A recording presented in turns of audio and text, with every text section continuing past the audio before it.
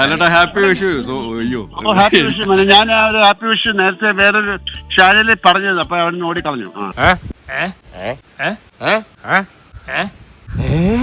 അല്ലട്ടാ happy Vishu. അയ്യോ happy Vishu. ഞാൻ ആ ഒരു ഹാപ്പി വിഷു നേരത്തെ വേറൊരു ഷാനലിൽ പറഞ്ഞത്, അപ്പൊ അവൻ ഓടിക്കളഞ്ഞു.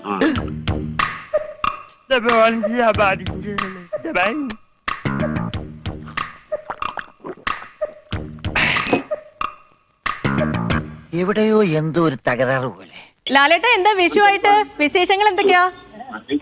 വിഷു നല്ല വാഴ നല്ല സക്സസ്ഫുൾ ആയിട്ട് പോകുന്നതിന്റെ സന്തോഷം കൂടെ അറിയിക്കുന്നു.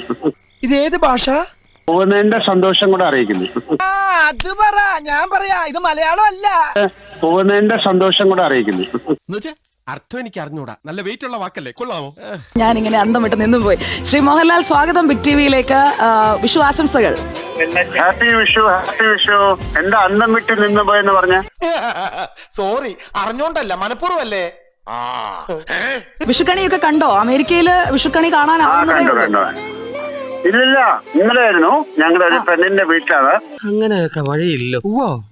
ഓക്കെ ലാൽജി, നമ്മുടെ പ്രേക്ഷകരോട് ഈ പേട്രിയോട്ട് സിനിമ വരാൻ പോവാണല്ലോ, അതിനെക്കുറിച്ച് എന്താ പറയാനുള്ളത്? പ്രിയപ്പെട്ടവരെ, ഇത് വളരെ നല്ലൊരു ഇതാണ്. ഇതിനു വേണ്ടി എന്റെ എല്ലാ ഇതും ഞാൻ നൽകും. പേട്രിയോട്ട് സിനിമ നല്ല സിനിമയാണ്, കാണൂ. അത്ര വേറെന്താ ഞാൻ പറയാണ്ട. ഒരു മാറ്റമില്ലല്ലോ, അത് ഡെയിലി എക്സർസൈസ് ചെയ്യുന്നുണ്ട്.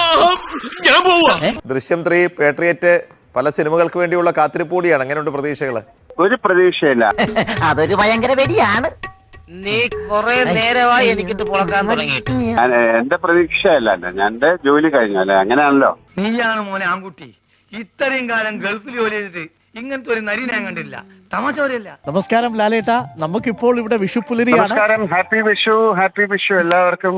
ഓ, ഇത് വലിയ ശല്യായല്ലോ മാതാവേ. പടമേടിച്ച് പന്തളത്തെ വന്നപ്പോ പന്തളം തങ്കപ്പന്റെ ഗാനമേള